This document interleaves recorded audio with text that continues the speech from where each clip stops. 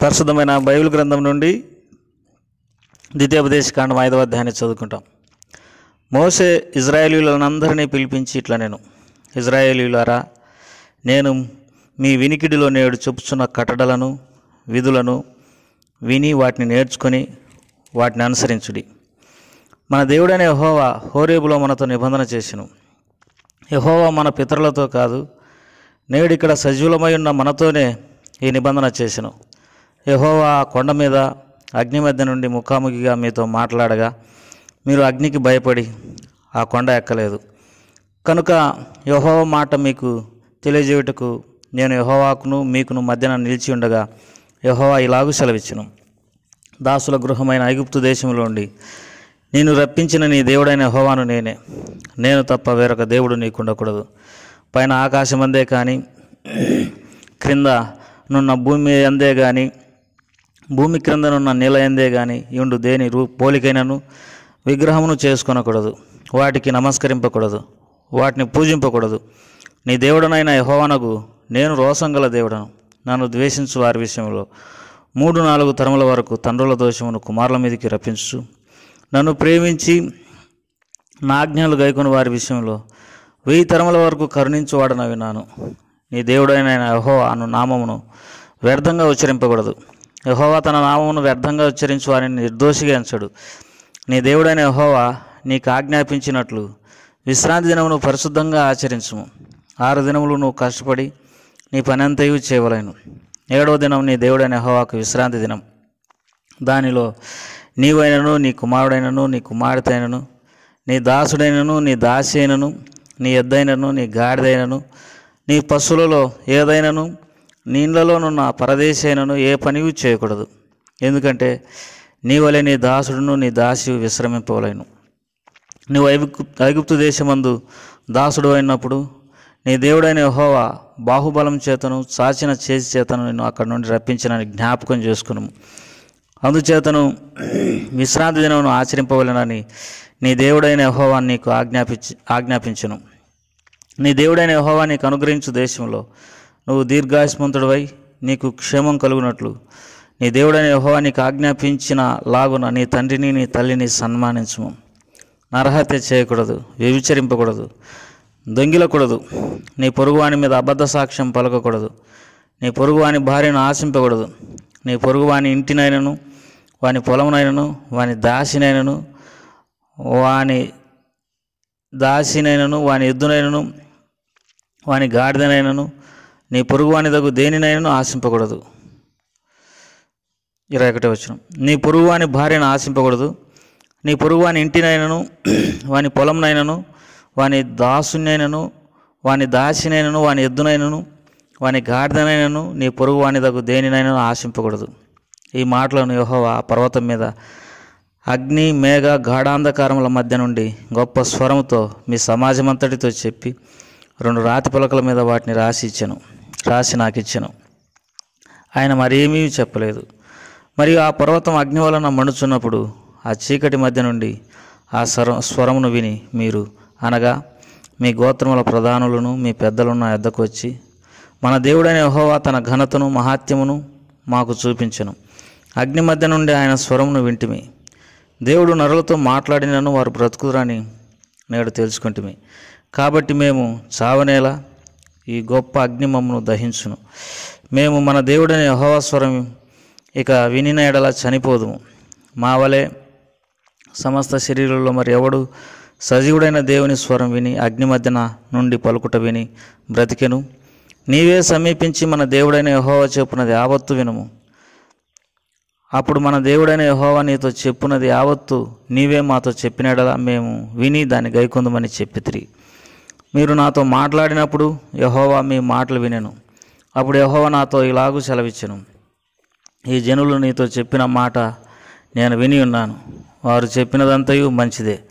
వారికిని వారి సంతానమునకును నిత్యమును క్షేమం కలుగునట్లు వారు నా యందు భయభక్తులు కలిగి నా ఆజ్ఞలన్నిటిని అనుసరించు మనస్సు వారికి ఉండిన ఎడల మేలు. మీ గుడారములలోకి తిరిగి వెళ్ళుడని నీవు వారితో చెప్పు. అయితే నీవు అక్కడ నా యొద్ద నిలిచి ఉండుము. నీవు వారికి బోధింపవలసిన ధర్మమంతటిని అనగా కట్టడలను విధులను నేను నీతో చెప్పెదను. వారు స్వాధీనపరుచుకొనున్నట్లు నేను వారికి ఇచ్చిన దేశమందు వారు అలాగూ ప్రవర్తింపవలేను. కాబట్టి మీరు కుడికి కానీ ఎడమకు కానీ తిరగక మీ దేవుడైన యెహోవా ఆజ్ఞాపించినట్లు చేయుటకు జాగ్రత్త పడవలేను. మీరు స్వాధీనపరుచుకొనబో దేశంలో మీరు జీవించు మేలు కలిగి దీర్ఘాయుష్మంతులగునట్లు మీ దేవుడైన యెహోవా మీకు ఆజ్ఞాపించిన మార్గములన్నిటిలో నడుచుకొనవలేను. ప్రభువారు ఈ మాటలను మన కొరకై ఆశీర్వదించి దీవించునుగాక. ఈ దినం మనం ద్వితీయోపదేశకాండం 5వ అధ్యాయాన్ని చదువుకున్నాం. మొదటి వచనం, మోషే ఇశ్రాయేలీయులందరినీ పిలిపించి ఇట్లా నేను, ఇశ్రాయేలీయులారా, నేను మీ వినికిడిలో నేడు చెప్పుచున్న కట్టడలను విధులను విని వాటిని నేర్చుకుని వాటిని అనుసరించుడి, నడువుడి అని దేవుని వాక్యంలో మొదటి వచనంలో రాయబడి ఉన్నది. దేవుని కట్టడలు న్యాయ విధులు మనం నేర్చుకోవాలి. మరి వాటి ప్రకారం మనం జీవించాలని దేవుని వాక్యంలో రాయబడింది. ఈ సంగతిని మనము మరి దేవుని వాక్యంలో కీర్తన 147వ అధ్యాయంలో ఒక మాట చదువుకుంటాం. దేవుని వాక్యంలో కీర్తన గ్రంథం 147వ అధ్యాయంలో దేవుడు ప్రేమించి ఇశ్రాయేలీయులకు ఎంత శ్రేష్టమైనటువంటి వాక్యాన్ని అనుగ్రహించినాడో మరి ఇక్కడ రాయబడుతూ వచ్చింది. కీర్తన 147:18 వచనం, ఆయన ఆజ్ఞేయగా ఇవన్నీ కరిగిపోవును, ఆయన తన గాలి విసరజేయగా నీళ్లు ప్రవహించును. 19 వచనం, ఆయన తన వాక్యమును యాకోబునకు తెలియజేసెను, తన కట్టడలను తన న్యాయ విధులను ఇశ్రాయేలులకు తెలియజేసెను. ఏ జనమునకు ఆయన ఇలాగూ చేసి ఉండలేదు. ఆయన న్యాయ విధులు వారికి తెలియకయే ఉన్నాయి. యెహోవాను స్తుతించుడి. ఆయన తన వాక్యాన్ని ఇశ్రాయేలులకు తెలియజేసినాడు, తన కట్టడలు తన న్యాయ విధులు యాకోబుకు తెలియజేస్తూ వచ్చినాడు. ఏ జనాంగానికి కూడా ఈ రీతిగా తెలియజేయబడలేదు. మనము భౌతికంగా ఉన్నటువంటి ఈ ఇజ్రాయెల్ ప్రజలను గురించి మనం ఆలోచించినప్పుడు నేటికి వారు భూమి మీద ఎంతో శక్తివంతమైనటువంటి ప్రజలుగా ఉండడం మనం గమనించగలం. వారి ఆలోచన, వారి జ్ఞానము ప్రపంచంలో మిగతా దేశాల వారి కంటే ఇజ్రాయెల్ దేశంలో ఉన్నటువంటి ఇజ్రాయేలీలు లేక ఈ యూదులకు దేవుడు ఎంతో జ్ఞానం ఇచ్చినాడు. కారణం ఏంటిదంటే, ఎప్పుడైతే ఆయన కట్టడలు ఆయన న్యాయ విధులు నేర్చుకుంటామో అప్పుడు మనకు అదే జ్ఞానం అని దేవుని వాక్యంలో రాయబడింది. ద్వితీయోపదేశకాండం 4వ అధ్యాయం 6వ వచనం, ఈ కట్టడలన్నిటిని మీరు గైకొని అనుసరింపవలేను, వాటిని గురించి విను జనముల దృష్టికి అదే మీకు జ్ఞానం, అదే మీకు వివేకం. వారు చూసి నిశ్చయంగా ఈ గొప్ప జనం జ్ఞాన వివేచనలు గల జనం అని చెప్పుకుందరు.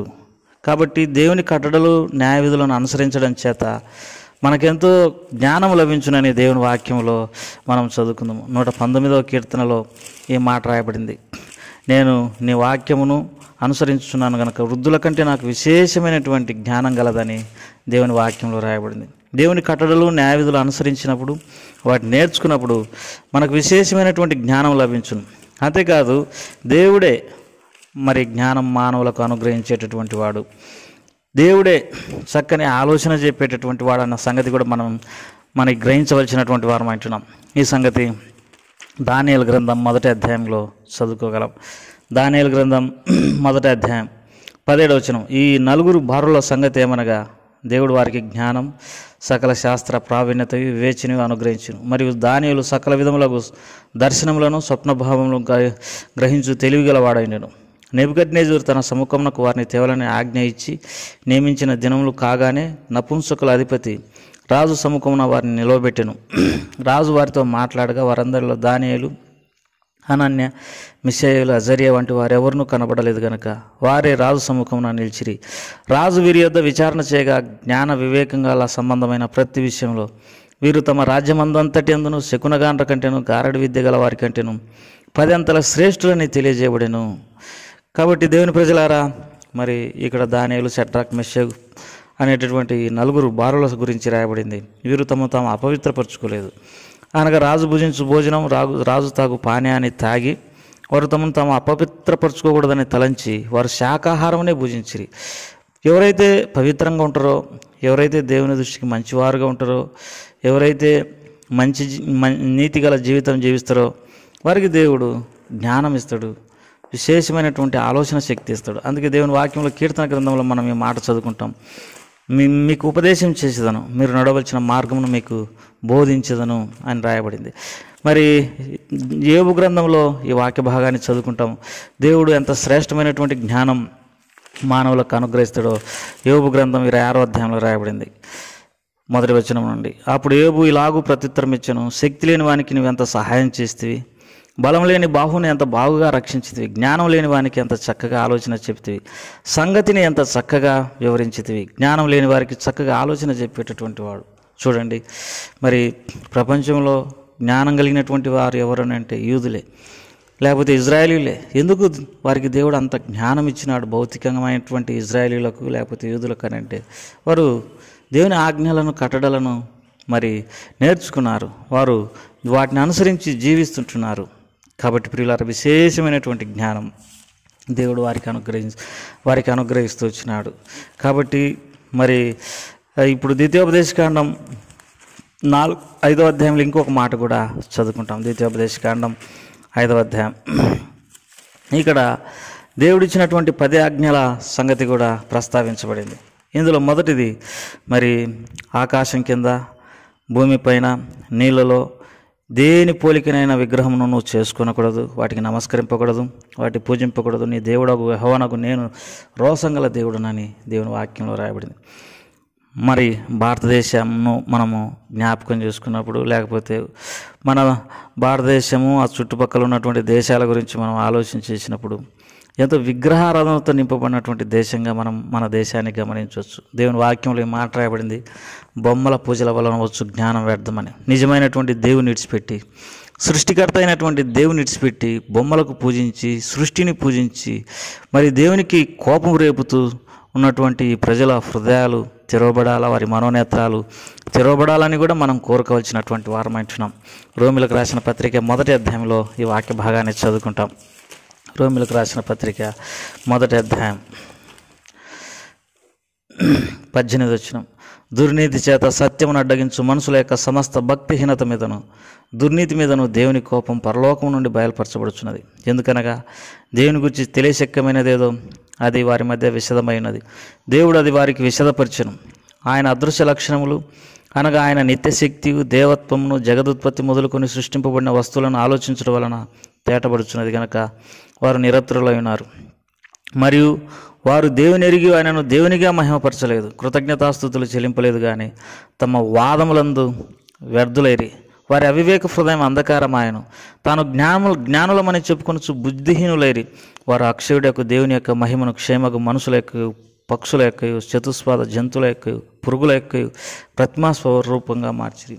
భారతదేశము లేకపోతే అనేక స్థలాలలో ఉన్నటువంటి ప్రజలు మరి పురుగులకు మొక్కడం, లేకపోతే జంతువులకు మొక్కడం, మనుషులను దేవులుగా భావించి వారిని పూజ చేయడం, ఎంత మరి బుద్ధిహీనులుగా మరి జీవిస్తుంటున్నారో మనం ఎరగాల్సినటువంటి వారం అంటున్నాం. ఇదే సంగతి దేవుని వాక్యంలో కొరింథీయులకు రాసిన 2వ పత్రికలో మనం ఈ వాక్య భాగాన్ని చదువుకుంటాం. కొరింథీయులకు రాసిన 2వ పత్రిక, దేవుని వాక్యంలో కొరింథీయులకు రాసిన 2వ పత్రికలో మనకు ఒకడే దేవుడు ఉన్నాడు, ఆయనే ప్రభు, ఆయన నుండే మనమందరము నిర్మింపబడినాము. దేవతలు అనబడినటువంటి వారు, దేవుళ్ళు అనబడినటువంటి వారు అనేకులు ఉన్నప్పటికీ మనకు ఒక్కడే దేవుడు అనే సంగతి కొరింథీయులకు రాసిన 1వ పత్రికలో చదువుకుంటాం. దేవుని వాక్యంలో కొరింథీయులకు రాసిన 1వ పత్రిక మరి 8వ అధ్యాయం 4వ వచనం. 1 కొరింథీ 8 4వ అధ్యాయం, క్షమించండి, 1 కొరింథీ 8వ అధ్యాయం 4వ వచనం. కాబట్టి విగ్రహములకు బలి అర్పించిన వాటిని తినుట విషయం, లోకమందు విగ్రహం వట్టిది, ఒక్కడే దేవుడు తప్ప వేరొక దేవుడు లేడని ఎరుగుదాం. ప్రభువులు అనబడినటువంటి వారు, దేవతలు అనబడినటువంటి వారు అనేకులు ఉన్నారు. ఆకాశమందైనను భూమి మీదనైనను దేవతలు అనబడినవి ఉన్నను మనకు ఒక్కడే దేవుడై ఉన్నాడు. కాబట్టి ఒక్కడే దేవుడు అనే దేవుని వాక్యం సెలవిస్తుంది. విగ్రహం వట్టిదని సెలవిస్తుంది. చూడండి, ఎంతో మరి జ్ఞానులమని చెప్పుకొనొచ్చు బొమ్మలకు మొక్కి, విగ్రహాలకు మొక్కి, రకరకాల దేవతలను పెట్టుకొని దేవుని యొక్క ఉగ్రతకు గురైనటువంటి దేశం, మరి శాపాలకు గురైనటువంటి దేశం, జ్ఞానం లేనటువంటి దేశం. కారణం ఏంటంటే నిజదేవుని తెలుసుకోలేనటువంటి అజ్ఞానం ఉంది. అందుకే ఈ దేశం కొరకు మరి ప్రార్థించవలసినటువంటి వారమై ఉంటున్నాం. అనేక మంది జ్ఞానం కలిగినటువంటి వారు మన దేశాన్ని ఎంత మాత్రం ఇష్టపడకపోవడానికి గల కారణం ఏంటంటే విగ్రహారాధన, లేకపోతే దయ్యాలకు మొక్కేటటువంటి వారు, తర్వాత దేవుణ్ణి దూషించేటటువంటి వారు అన్న అభిప్రాయం మనం గమనించవచ్చు. ఇప్పుడు ద్వితీయోపదేశకాండం మరి 5వ అధ్యాయంలో ఇంకొక మాట కూడా మనము చూడగలం. ఏంటిదనంటే నీ తల్లిని తండ్రిని సన్మానించమని రాయబడింది. నువ్వు దీర్ఘాయుష్మంతుడు అవునట్లు నీ తండ్రిని తల్లిని సన్మానించు. నిజంగా మరి తల్లిదండ్రులను మరి సన్మానించడం ఎంతో అవసరమని దేవుని వాక్యంలో మనం హెచ్చరించబడుతున్నాం. నరహత్య చేయకూడదు, వ్యభిచరించకూడదు, దొంగిలకూడదు, నీ పొరుగువాని మీద అబద్ధ సాక్ష్యం పొలగకూడదు, నీ పొరుగువాని భార్యను ఆశింపకూడదు, నీ పొరుగువాని దేనినైనా ఆశింపకూడదని దేవుని వాక్యంలో రాయబడింది. ప్రియమైనటువంటి వారులారా, చిన్న చిన్న తప్పులు, పెద్ద తప్పులు ఇవన్నీ కూడా సంపూర్ణమైన దేవుని యొక్క ప్రేమను పొందుకోకుండా మనల్ని మరి దూరపరిచి మనము శాపము, నష్టము, కష్టాల పాల్గొన్నట్లుగా చేయను. మనం ఇతరుల దగ్గర అన్యాయంగా తీసుకున్నది వెంటనే తిరిగి ఇచ్చేయాలి. అబద్ధం ఆడడం, లేకపోతే చెడు పనులు చేయడం, లేకపోతే మరి మోసం చేయడము, తర్వాత రకరకాల పాపాల వలన బాగుపడతామనే దానికంటే అన్ని పాపాలు, లేకపోతే చిన్న చిన్న పాపాలైతేనేమి పెద్ద పెద్ద పాపాలైతేమి అన్నీ మన మీద మోపబడి చివరికి శాపగ్రస్తులమై నెమ్మది లేక, సమాధానం లేక, ఎంతో క్షీణతను, నశించిపోయే స్థితిని అనుభవించడం. కనుక ప్రతి విషయంలో మనల్ని మనం సరి చేసుకోవాలా. ఎక్కడైనా పొరపాటు చేస్తే దేవుని దగ్గర క్షమాపణ కోరుకోవాలా. న్యాయంగా, నీతిగా బతకడం నేర్చుకోవాలా. చెడు పనులు మానుకోవాలి. ప్రభు రక్తంతో మనల్ని కడుక్కోవాలి. ఆయా ప్రభు రక్తంతో కడగబడి దేవుని చేత నీతిమంతునిగా తీర్చబడి పరిశుద్ధునిగా చేయబడినప్పుడే నువ్వు దేవుని రాజ్యంలో ప్రవేశించగలవు. ప్రభు అటువంటి కృపదయిచ్చునుగా ప్రార్థన చేసుకుంటాం. ప్రేమగల తండ్రి, దయగల ప్రభా, నీకు ఎంతో నాలుగు స్తోత్రములు. ఈ వాక్య భాగాలన్నింటినీ మా కొరకై దీవించండి. అనేక పొరపాట్లు, చిన్న చిన్న తప్పులేలే అంటూ చెడును ప్రేమించి మంచిని ద్వేషించి రకరకాల రీతులుగా తప్పిపోయి అనేకులను బాధపెట్టి, శ్రమపెట్టి, కష్టపెట్టి నీ ఆజ్ఞల నుండి తొలగిపోయినటువంటి వారు శాపగ్రస్తులని నీ వాక్యంలో రాయబడింది కనుక మేము మమ్మల్ని సరి చేసుకోవడానికి సహాయం చేయండి. యేసు ప్రభువారి నామం పేరట అడిగి వేడుకుంటున్నాం తండ్రి. ఆమేన్.